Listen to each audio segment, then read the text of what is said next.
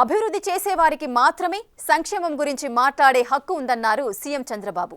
సుపరిపాలనలో తొలి అడుగు కార్యక్రమంలో భాగంగా కుప్పం బ్రాండ్ పెంచుతామని చెప్పారు.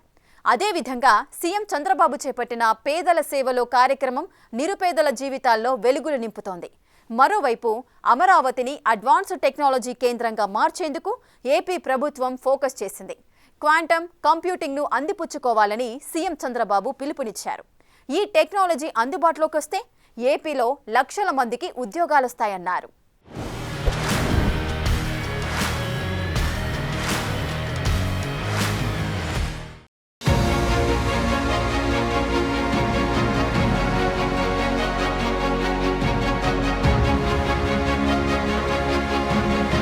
కుప్పంను దేశంలోని ఆదర్శ నియోజకవర్గంగా తయారు చేస్తామన్నారు సీఎం చంద్రబాబు. కుప్పంలో తయారు చేసే ఉత్పత్తులకు మార్కెటింగ్ చేసి బ్రాండ్ కుప్పం ఎస్టాబ్లిష్ చేస్తామని చెప్పారు.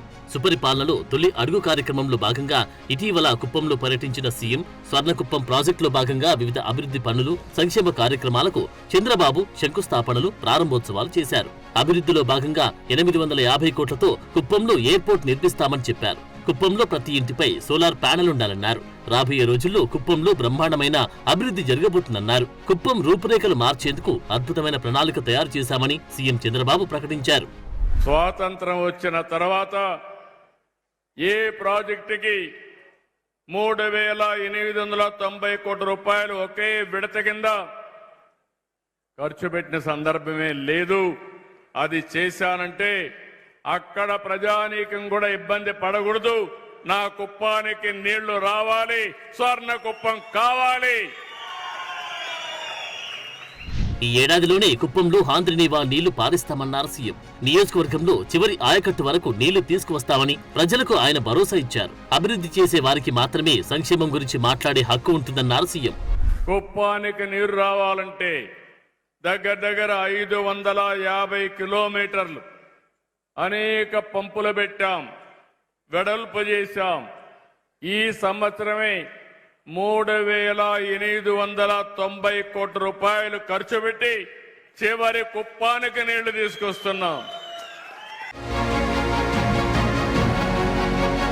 ముఖ్యమంత్రి చంద్రబాబు చేపట్టిన పేదల సేవలు కార్యక్రమం నిరుపేదల జీవితాల్లో వెలుగులు నింపుతుంది. తూర్పుగోదావరి జిల్లా మలకపల్లిలో పర్యటించిన సీఎం కొందరు లబ్ధిదారుల ఇళ్లకు వెళ్లి పెన్షన్లు అందజేశారు. చర్మకారుడు పోషిబాబును తన కారులో ఎక్కించుకున్నారు. పోషిబాబు వృత్తి, జీవన స్థితిగతులు, ఎదుర్కొంటున్న సమస్యలు, కుటుంబ నేపథ్యం గురించి సీఎం అడిగి తెలుసుకున్నారు.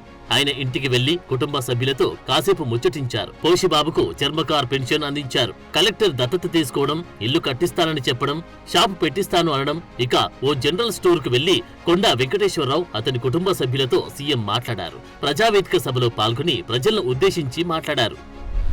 ఎక్కడా తక్కువ చెయ్యం. అభివృద్ధి కార్యక్రమాలకు కూడా నాంది పలకతాం.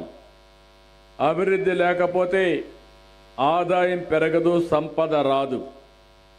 అభివృద్ధి చేస్తాను, సంపద సృష్టిస్తాం, ఆదాయాన్ని పెంచుతాం. వచ్చిన ఆదాయం పేదవాళ్ల సంక్షేమానికి మళ్లీ అభివృద్ధి ఖర్చు పెట్టి ఈ రాష్ట్రాన్ని బాగు చేసే బాధ్యత మేము తీసుకుంటామని చాలా స్పష్టంగా హామీ ఇచ్చాం. క్వాంటమ్ వ్యాలీపై అమరావతిలో ఏపీ ప్రభుత్వం నేషనల్ వర్క్ షాప్ నిర్వహించింది. దీనికి ఐటీ, ఫార్మా, నిర్మాణ రంగాలకు చెందిన దిగ్గజ కంపెనీల ప్రతినిధులు, కేంద్ర ప్రభుత్వంలోని ఉన్నతాధికారులు హాజరయ్యారు. క్వాంటమ్ కంప్యూటింగ్ కి అందిపుచ్చుకోవాలని ఏపీ సీఎం చంద్రబాబు పిలుపునిచ్చారు. ప్రభుత్వంతో కలిసి వచ్చిన టీసీఎస్, ఐబీఎం, ఎల్ఎన్టీకి అభినందనలు తెలిపారు.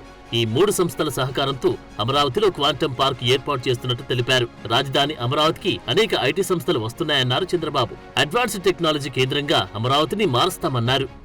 We thought to promote quantum computing. Then I thought to invite some of important people who will do this job. AP ప్రభుత్వం క్వాంటమ్ కంప్యూటింగ్ పై ఫోకస్ చేయడానికి బలమైన కారణాలున్నాయి. ఇది రాబోయే కాలంలో ప్రపంచాన్ని శాసించబోయే కీలకమైన టెక్నాలజీ. దీనిపై ముందుగానే దృష్టి పెట్టడం ద్వారా ఏపీ టెక్నాలజీ రెవల్యూషన్లు లీడర్షిప్ రోల్ పోషించాలని చూస్తోంది. అందుకోసమే అమరావతిలో క్వాంటమ్ వ్యాలీని ఏర్పాటు చేయాలని ఏపీ ప్రభుత్వం లక్ష్యంగా పెట్టుకుంది. ఇది ఇండియాలోని తొలి ఇంటిగ్రేటెడ్ క్వాంటమ్ టెక్నాలజీ ఎకోసిస్టమ్ గా ఉండనుంది. Quantum computing, AI, semiconductor, research, defence ఇన్నోవేషన్లని ఒకే గొడుగు కిందకి తీసుకురానున్నారు. ఇది గ్లోబల్ పెట్టుబడులను ఆకర్షించడమే కాదు, వేలాది ఉద్యోగాలు సృష్టిస్తుందని ఏపీ ప్రభుత్వం నమ్ముతుంది. ఆర్థిక వృద్ధి, ఉపాధి కల్పన, భవిష్యత్ ఆవిష్కరణలకు ఓ బలమైన పునాదిని నిర్మించుకోవాలని లక్ష్యంగా పెట్టుకుంది.